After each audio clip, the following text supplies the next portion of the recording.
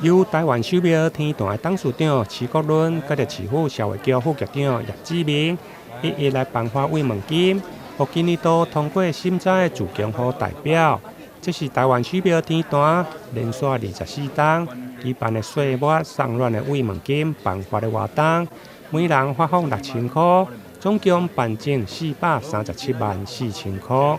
這24年以來，我們始終相信公廟不是系統的中心，更要在社會中承擔責任，團結一致。今年共有729位自強物資的領取慰問金，所發放的金額為新台幣437萬4千元整。每一位都是生活中努力放棄、勇敢面對挑戰的自強者。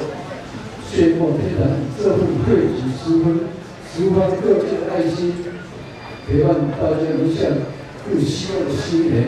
為感謝廟方的善行，市府社會局副局長嘛代表市府來頒贈感謝狀，感謝天團照顧市民的善心，甲着義舉。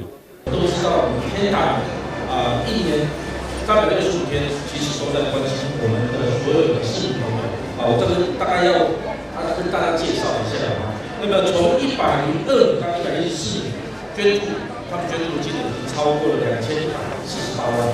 那尤其是106年開始，每年提供給我們社會局每年200萬呢，提供弱勢家庭跟團體的急難救助。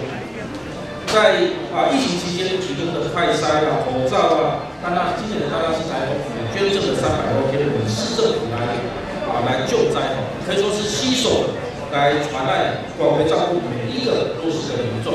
天團自民國91年開始推動歲末慰問金的發送，24檔內唔捌中斷。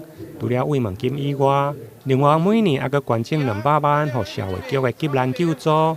無論平時或者是面對災難的時，攏以着實際行動輔助需要協助的家庭，成為社會堅定又個溫暖的力量。台南新聞林跟採訪報道。